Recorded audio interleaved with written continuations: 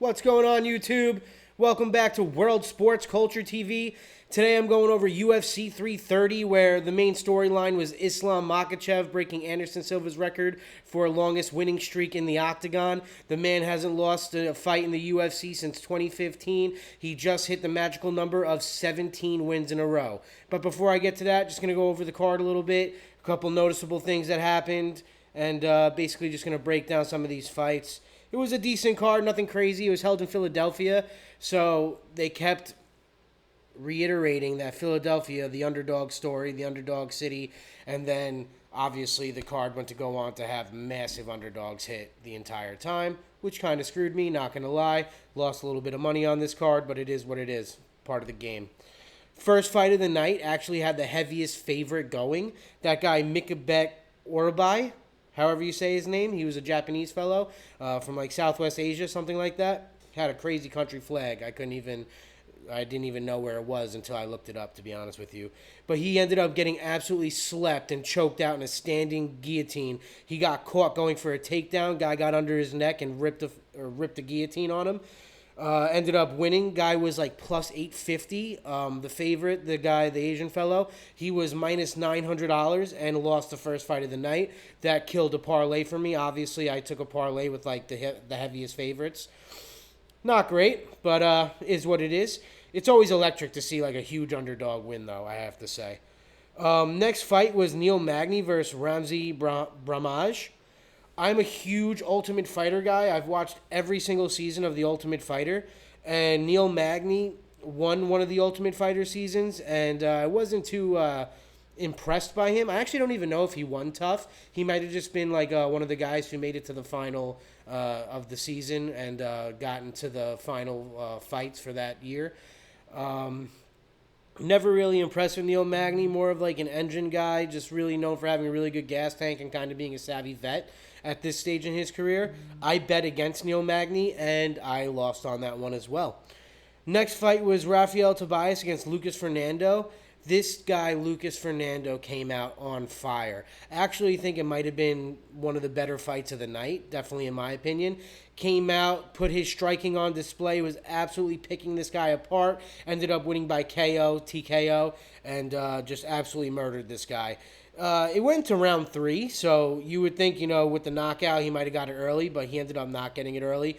But he was picking him apart the entire fight. Not one point in this fight was he an underdog at all. He absolutely cooked. I had him, but he was a fairly heavy favorite. Next fight of the night was Vicente Luque against Tresean Gore. And this is where your Ultimate Fighter knowledge is going to come in if you guys are like me and watch The Ultimate Fighter. Vicente Luque was on the season where it was Black Zillions versus American Top Team, where they kind of changed up the structure of that season for Tough. And it was basically just two gyms going at it, and it was like a point system and whatnot. Kamaru Usman really ended up being the star of that season of Tough from the Black Zillions gym. But Vicente Luque had a really good fight that season as well for the Black Zillions, and he ended up winning his fight as well. Tresean Gore was in one of the later seasons. I think it was season 33 or season 32, something like that. He had a really good season. Very God-fearing fellow. Super, devoted Christian. Comes off as a nice guy. Sometimes can come off as a little cocky, in my opinion. But I was really never impressed with him too much through the series of Tough. That season, to me, was kind of weak. There wasn't really too much elite talent, per se, on that season of The Ultimate Fighter. And Vicente Luque is a vet in the UFC. So I did go Luque in that fight, but ended up losing as well in decision. And he may have lost, but he didn't lose his teeth. Tresean Gore got his whole bottom teeth, the whole front section of his bottom teeth, knocked out by a flying knee. It was a really close fight. I actually thought Luque could have definitely got the decision, but it ended up going to Tresean Gore. He looked a little bit better in the striking department for sure. Vicente Luque just didn't quite do enough, but it went 3 rounds, and Tresean Gore ended up pulling the win, so good for him. Next fight was Dante Johnson against Eric Monkiko, if I'm pronouncing that right. UFC names are a little bit hard, can't lie. But Dante Johnson, this guy is kind of scary. I believe he was on Dana White Contender Series, and that's how he got into the UFC. He knocked this guy out in the first round with a straight left, I believe it was. Hit him right in the mouth. Guy went down like a ton of bricks. and he just finished him off. This guy, Dante Johnson's a problem. He might climb the ranks pretty fast in the middleweight division. So looking forward to seeing more fights from him for sure. I think he's a guy that you should keep your eye on for sure. Charles Johnson against Eduardo Chapelin. Eduardo Chapelin, another guy from The Ultimate Fighter. He was coached by Daniel Cormier in The Ultimate Fighter, so I bet DC probably put the good word in for him. He came in on short notice, Chapelin, but he's a guy who stays in shape, doesn't really ever miss a day of training, Cormier was saying. In tough, he did get beat. I was never impressed with him in The Ultimate Fighter at all. He was more known for his boxing. He has really good boxing and stand-up.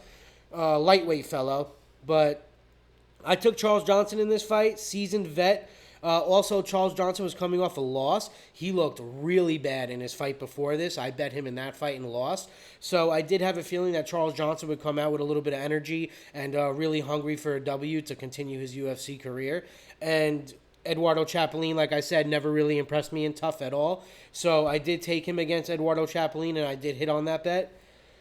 Next fight was Chidi Najunki against Joel Alvarez. Now, Joel Alvarez is a beast, and I had him in a parlay. He was a super heavy favorite, but the trend of upsets in Philadelphia on this card continued, and Chidi ended up getting a unanimous decision over Joel Alvarez.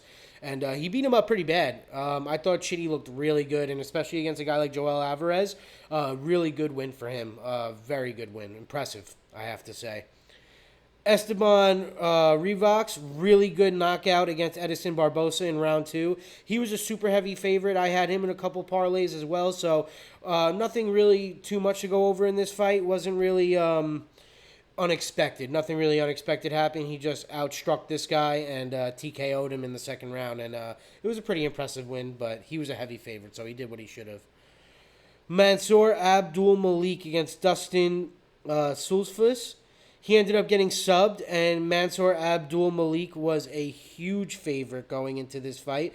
I believe the guy Dustin was his training partner in the past, and they had a familiarity between each other. They were very familiar and kind of friends, they were saying, and they definitely knew each other well in the octagon, and this guy Dustin called it. He said he was going to be a really bad matchup for him, and Mansour just looked really bad.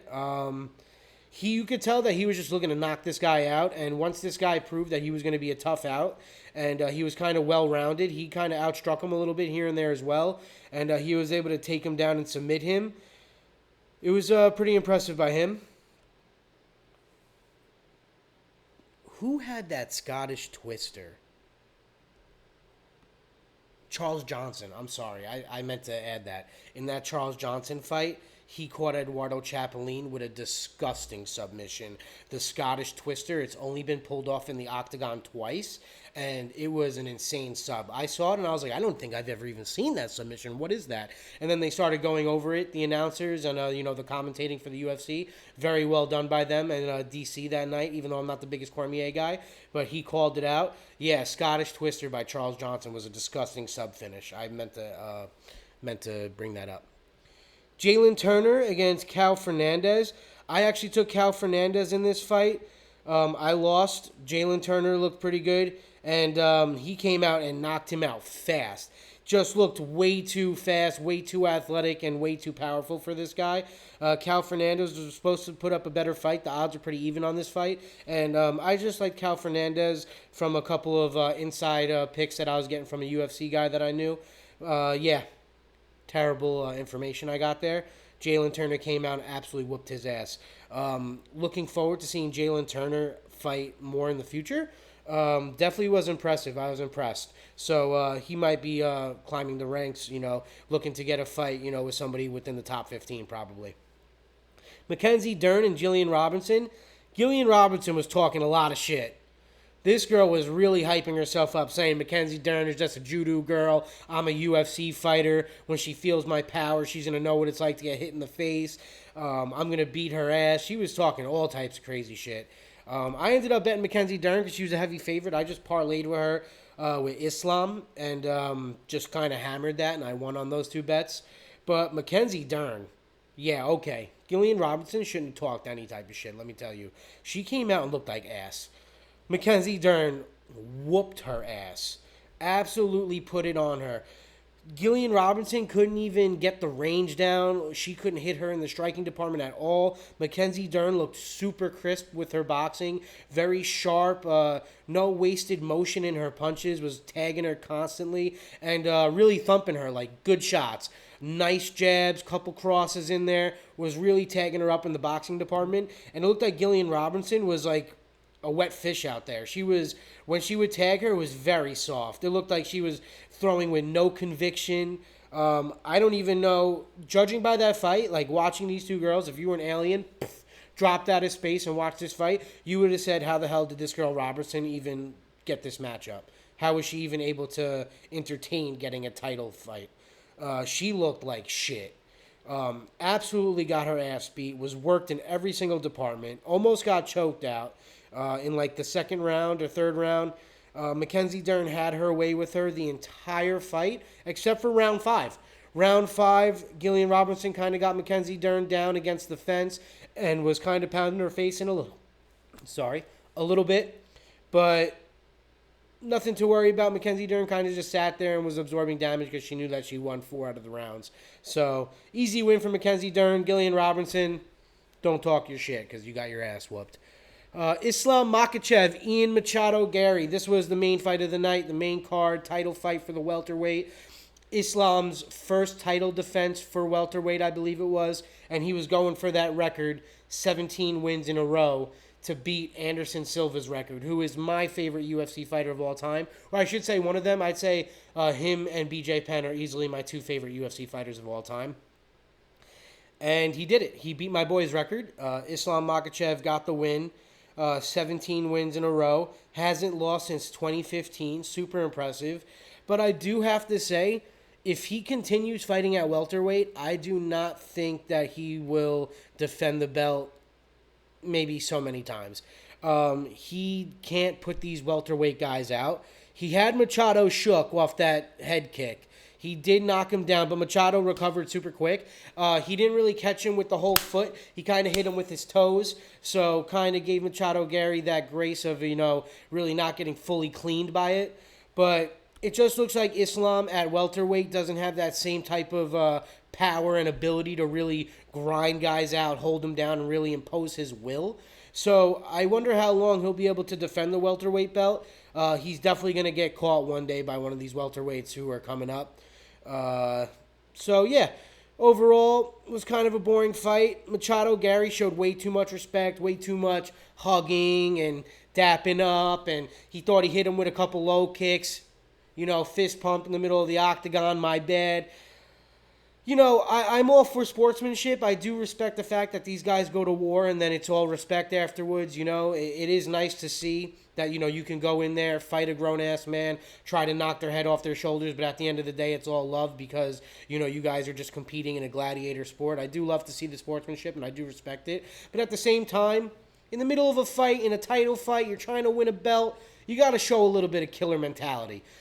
Too much hugging, too much praise, and it really looked like Machado Gary didn't show any type of killer instinct at all. I mean, for a guy who took him 5 rounds, you would think, okay, I'm in this fight, let me press the issue here and there. You got to go for it. He's the guy who holds the belt. He can kind of coast. If it's going to go to decision, they're going to give it to him. You have to win the belt. You have to take the belt. Most of the times, they're not going to give you the belt in a decision. So I just thought Machado Gary really nothing impressive. And I bet Islam. I hammered it with Mackenzie Dern on a parlay for like a little bit slightly less than even odds. And I cashed out on it. But wasn't a great fight. Islam Makhachev really just taking his back most of the time and just trying to control the fight and just get a lot of control time. Took him down a couple times, but Ian Machado showed great takedown defense. I do have to say, Machado Gary going into the future, if he faces guys who are like really wrestling heavy, like an Islam Makhachev, he's not going to face guys who are better than Islam at wrestling. Wrestlers are going to have a hard time with this guy because he has insane takedown defense, and he gets back to his feet pretty easily. Was super impressed with that, I do have to say. Against a guy like Islam, it really showed. But yeah, Makhachev breaks the record.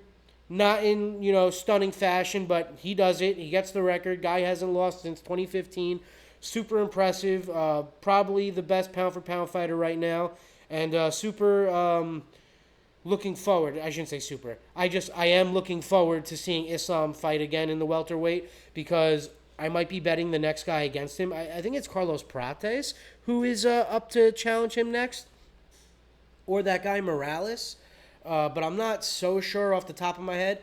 I'm all over the place with sports, covering Yankees, UFC, watching European football. So I do get a little mumbo jumbo in the brain with my sports sometimes because I'm just all over the place and I'm watching everything, betting on everything. I'm all over the board. So that's why we have World Sports Culture TV. We're covering everything here. If you look over here, you got a soccer ball there, football there, UFC.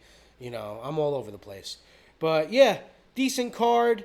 Probably the best submission was easily the Scottish Twister by Charles Johnson. That was insane. Best knockout probably goes to Dante Johnson, in my opinion. Or Jalen, is it Jalen Turner who knocked him out in 39 seconds? Or Jalen Turner. So, overall, decent card. We have another UFC card coming up this Saturday. I don't have the guys or the card in front of me, but I'll probably do another video on that covering it. I'm looking to do a video before it happens to give you my predictions and stuff like that, but just wanted to go over Islam Makhachev winning the record and just a decent card in Philadelphia. So, if you're liking the content, subscribe to the channel, really helps me out. Would love any comments. I'm willing to, talk to anybody who wants to chop it up sports with me. And till next time, YouTube, everybody have a great day. Be well.